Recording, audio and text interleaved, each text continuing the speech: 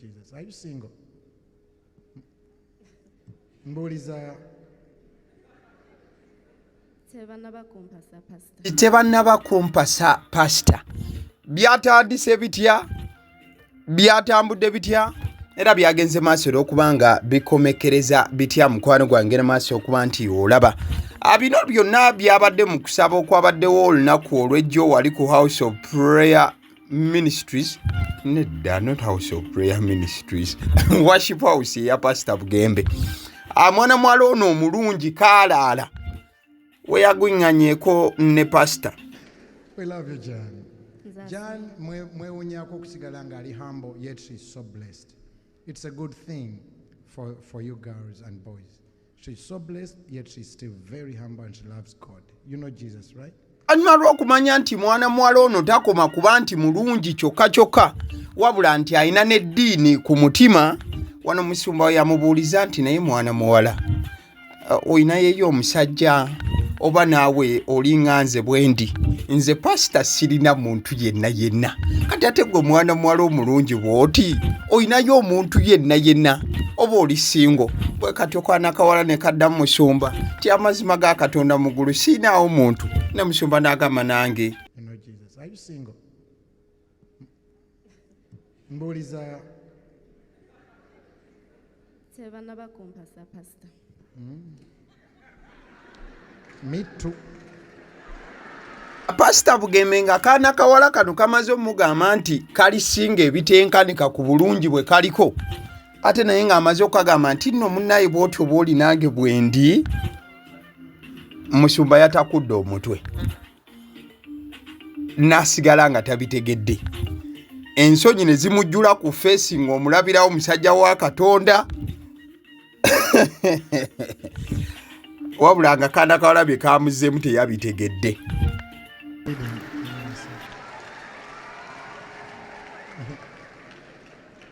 Ebyo bye mwagala mugenda. Naye yo answer etegeeza ki? Mr. Taro etegeeza ki yo answer?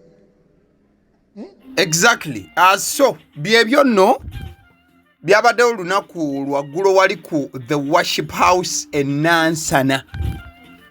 Mwana muwala omulungi kaalaala eyazze ku Kituuti wabula n'aleka musumba nga ebintu bimusobedde. Mwana muwala ono yaani, avaawa era akola ki?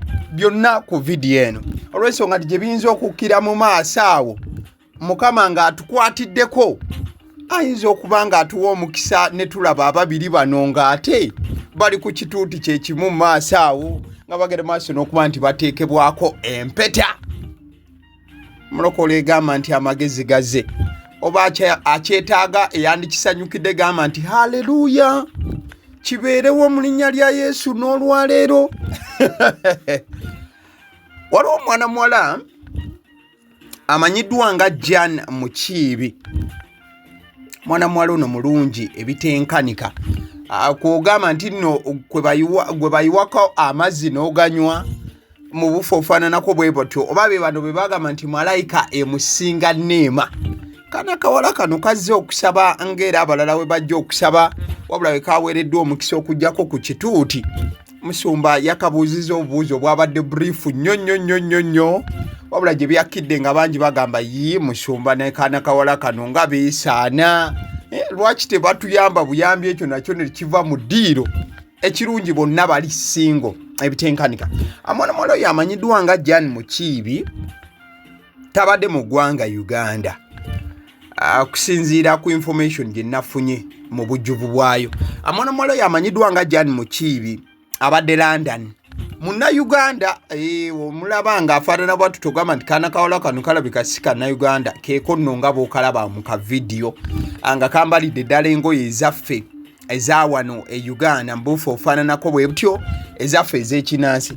So kaana kawala kano akamanyiddwa nga Jan Mukiibi kaana kawala okuviira ddala wali e London we kabadde kagenda maaso n'okuba nti nno kawangaalira akannyabo kano mu bulungi bwako wabula nga mwana muwala munna-Uganda awedde emirimu n'erinnya alina lya Mukiibi. Esegeza mwana waffe wa wano ddala emirimu mwana mwala ono gy'akola, she is a medical doctor. Mwana mwala musawo eyabusomerera eyabukuguka awedde emirimu era nga n'emirimu gy'abadde agipracticingira ddala Bungereza. Abadde agenda maaso n'okuba nga ajjanjaba Abangereza mbufu omu oba obulala, wabula akirabika nga yakomyewo mu ggwanga Uganda era nga bwe biba bitambudde nga bwe yabibala oyinza okumusanga maaso awo ng'akolera ddala mu ministry ey'ebyobulamu wano mu ggwanga nyaffe Uganda, n'okubeera nti aweereza eggwanga lyaffe mu buufu obufaananako bwe butyo. Mwana mwala ono nno bwe yazze, Musumba n'ambuuza ebibuuzo bye yamubuuzizza, yatandise okuba nga bangi bamutunuulidde enkaliriza era bangi bafunye interest y'amaanyi nnyo okwagala okumumanya yaani, avaawa, akola ki, era ddala Mukama w'aba atuwadde ekisa olabira ddala ensonga we ziba zigenda okutambulira ddala obulungi, ate ng'alabika ddala okuba omuwala ow'empisa ekitenkanika nti Mukama w'aba atuyambye asobola otukuumira musumba nga tatagaataga wamu bw'ati. Pastor Bugembe n'abuulira ekigambo ng'ewaka wateredde nga buli kimu kiri taratibu sana. By the way, ekimu ku birala ebyasinze okuba nga bikwata abantu omubabiro n'okuba nga abateekako amaaso ag'enkaliriza n'okwekkaanya, kyekyokubeera nti pasita we yamaliriza okusabisa kavidiyo ako kentandise nako yakapositinze ku mukutu gwe, wabula ku mukutu nga Pastor Bugembe ataddeyo akavidiyo kano yataddeko caption eyabadde egamba nti we love her. Musumba yamaze n'ateekako bu emoji obuseka ekitegeeza nti tumwagala omwana omuwala ono.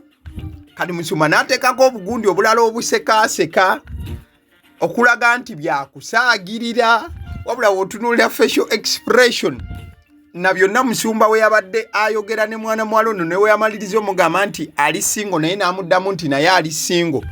Musumba yaddidde omukono gwe n'agukwata mu kyenyi, bwe yamaze n'atandika okwetakula mu mutwe n'atunula wansi n'aseka.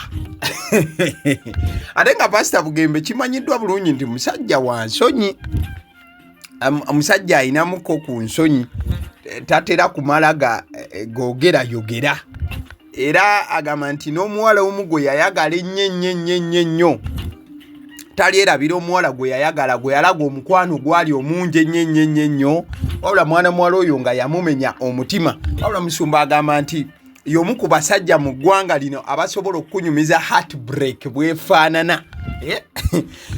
In fact olw'omukwano omungi gwe yayiwamu ennyo, Musumba yatuuka n'asooka alinnyamu ku kyawakati nagamba bano abawala bw'ojjanga obabamirako, bw'ojjanga tosibyemu mukwano gwange, ensonga ziyinza okugenda maaso olw'okuba nga tezitambula nga bw'ozibaze.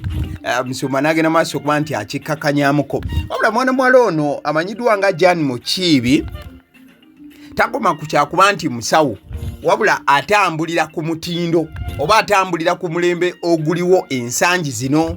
Ayambalira ddala bulungi n'anyuma nga bw'omulaba, ate nga akyukakyuka mu attires ez'enjawulo z'ayambala. Walina mukulazeeko ng'ayambadde engoye ezaffe ez'ekinnansi ez'ekinnauganda mu buufu obwo, wabula ate ne buno obugoye obulala obutera okulabisa abantu obulungi nabwo atera okubuteekamu, ate nga mukyala ali ku mutindo ka iPhone ndooza mwakalengedde dda mu mmira wali. Kutegeeza nti bwe tumukwasa Musumba oba Mukama watuyamba Musumba n'asemberera mwana muwala ono, obufumbo ne bubeerawo, ebintu bibeera bigenda kubeera taratibu sana. Kale kambalekere kuzimu ku Salmon Musumba ze yawadde, temugamba nti twaze ku bya muwala byokka. Here you go. Listen, patience is ability to say, I cannot afford that car now, but I will. I cannot afford that phone now, but I will. I cannot afford that apartment now, but I will. I am waiting. I cannot afford. In bad season, mwebagambira owa saluni nsibe enviri ezirwalwayoko sirina za kukyusa nviri buli weekend. Emmotoka ebeera ne gia sinya, wabeerawo n'endala emwedde mabega, sikyo? Mukyali nange mwebase, muli nange mpubiraako, mwe bw'osanga ng'omuntu nga reversinga driver tolowooza nti agudde. It is not falling, it is resetting. Waliwo time, listen, olw'obudde bwompeddeko engalo lindako, waliwo time lw'okubira maama n'oddayoko mu kyalo n'ova mu apartment, waliwo lw'ova mu nnyumba ey'ebbeeyi n'oddako mu nnyumba entono ey'emitwalo 15 n'ova mu y'ekinaana. Sigudde, okudde mabega sikugwa. I am resetting myself for another season. Waliwo season gy'ogamba ey'essimu kanjireke ejja kunjirako. Waliwo season gy'oddako emabega togudde. Waliwo season gy'ogamba wa saluuni nsibe enviiri ezirwayo.